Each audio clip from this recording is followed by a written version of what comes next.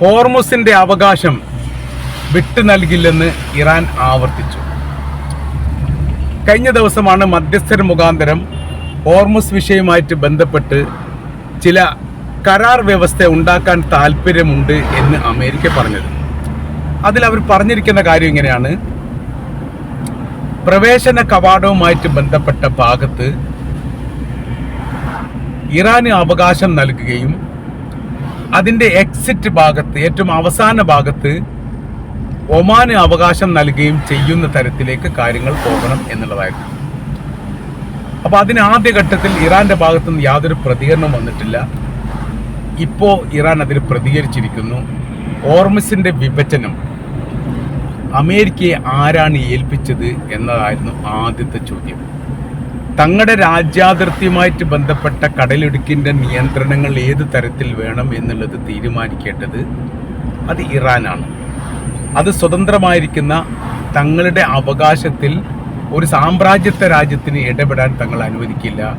വേണ്ടി വന്നാൽ ഇനിയും യുദ്ധത്തിന് തയ്യാറാണ് എന്ന തരത്തിലാണ്. ഏറെക്കുറെ ഇപ്പോൾ യുദ്ധം ഒരു ശാന്തമായ രീതിയിലാണ് നിൽക്കുന്നത്.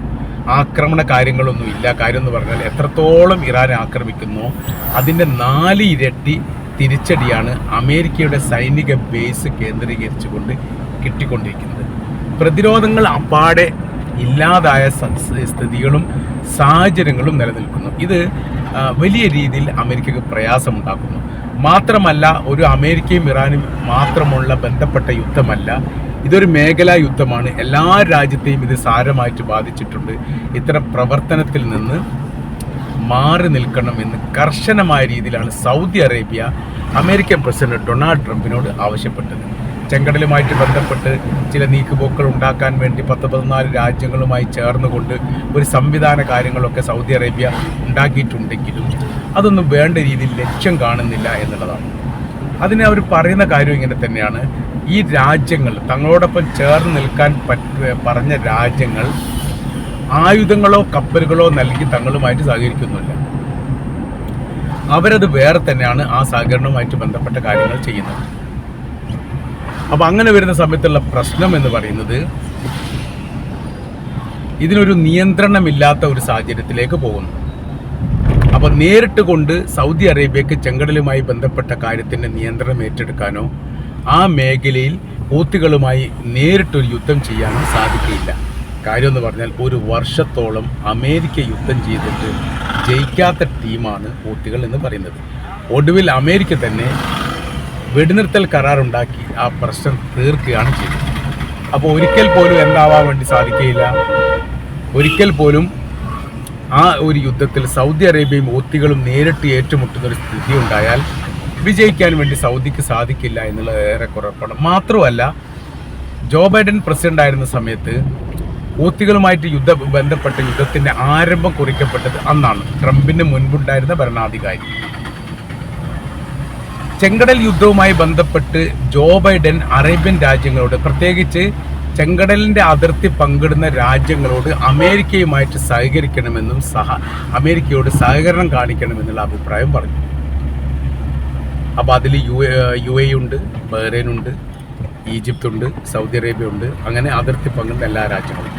ആദ്യം തന്നെ സൗദി അറേബ്യ അതിന് പ്രതികരണം നടത്തി. ഒരു തരത്തിലും ഈ ഒരു വിഷയത്തിൽ ഹൂത്തികളുമായി ഏറ്റുമുട്ടാൻ വേണ്ടിയിട്ട് അമേരിക്കയെ സഹായിക്കുന്ന ഒരു സംവിധാനം നമ്മൾ ചെയ്യില്ല. കാര്യം എന്ന് പറഞ്ഞാൽ അങ്ങനെ സഹായിക്കുന്ന സമയത്തുള്ള പ്രശ്നം എന്ന് പറയുന്നത് അത് ഇസ്രായേലിനെ സഹായിക്കുന്നിടത്തേക്ക് കാര്യങ്ങൾ എത്തും. അത് തങ്ങൾക്ക് വലിയ രീതിയിലുള്ള പ്രയാസം ഭാവിയിൽ ഉണ്ടാവും.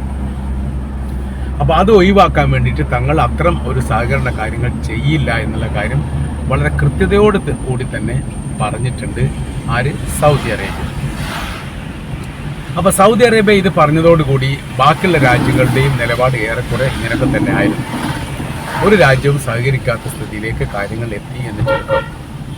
അപ്പോൾ ഇപ്പോഴത്തെ സ്ഥിതി നോക്കുന്ന സമയത്ത് ഇതേ പ്രവർത്തനം ഇപ്പോൾ സൗദി അറേബ്യ നേരിട്ട് ചെയ്യുന്നു എന്ന് പറയുമ്പോൾ അമേരിക്കയുമായിട്ട് സഹകരിച്ചുകൊണ്ട് കീഴ്പ്പെടുത്താൻ സാധിക്കാത്ത ഹൂത്തി വിഭാഗത്തെ അമേരിക്ക ഇല്ലാത്ത സൗദി അറേബ്യക്ക് മാത്രം എങ്ങനെയാണ് കീഴ്പ്പെടുത്താൻ സാധിക്കുക എന്ന രാഷ്ട്രീയ നിരീക്ഷകരുടെ ചോദ്യത്തിന് മുൻപിൽ യഥാർത്ഥത്തിൽ സൗദിക്ക് ഉത്തരം പറയാൻ വേണ്ടി സാധിക്കില്ല.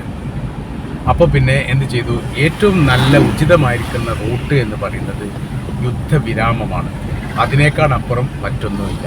ഇവിടെ ഈ ഹൂത്തികളെ പ്രതിരോധിക്കുന്നതുമായിട്ട് ബന്ധപ്പെടുന്ന ഒരു വിഷയം വരുന്ന സമയത്ത് ചെങ്കടൽ വീണ്ടും യുദ്ധഭൂമികയായിട്ട് ഓട്ടോമാറ്റിക്കായിട്ട് മാറും.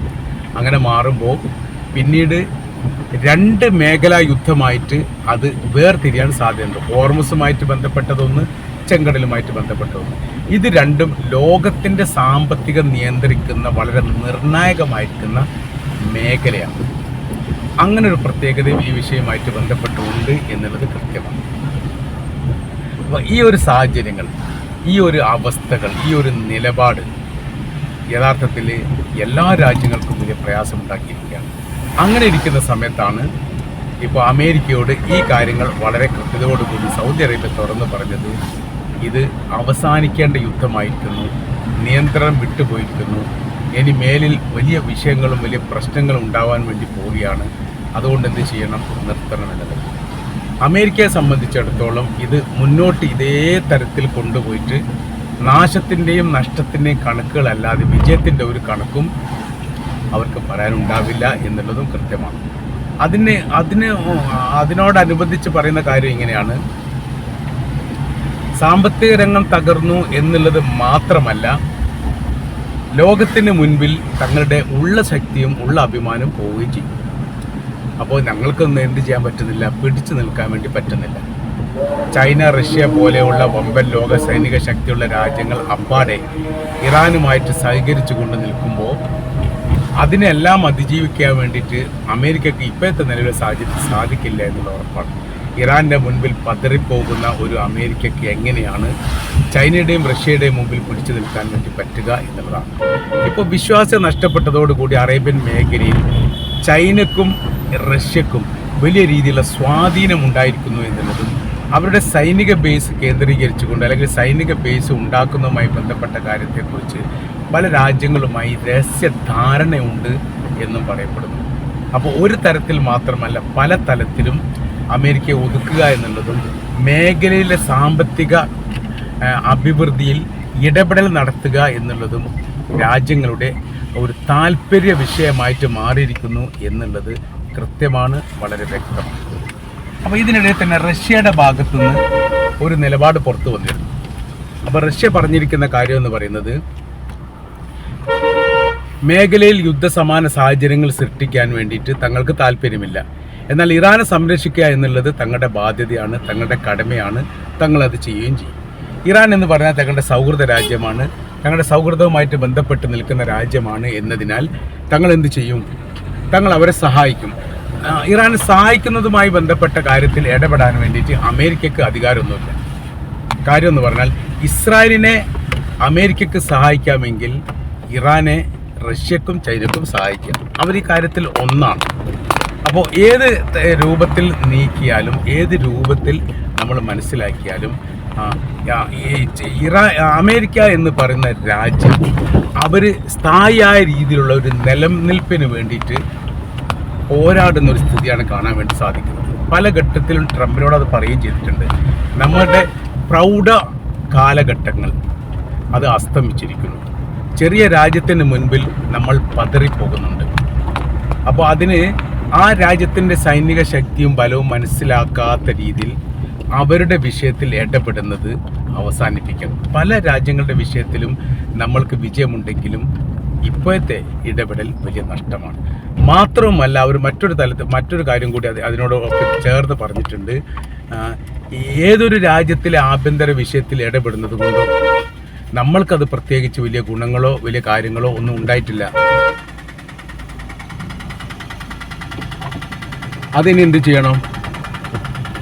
അത്തരം വിഷയത്തിൽ ഇടപെടുന്ന സമയത്ത് ആ രാജ്യത്തെക്കുറിച്ചും അതിൻ്റെ സംവിധാനത്തെക്കുറിച്ചും കൃത്യമായ രീതിയിൽ പഠിക്കുകയും മനസ്സിലാക്കുകയും ചെയ്തിട്ടില്ലെങ്കിൽ നമുക്ക് വലിയ രീതിയിലുള്ള നാശങ്ങളും നഷ്ടങ്ങളും മാത്രമാണ് ഉണ്ടാവുക.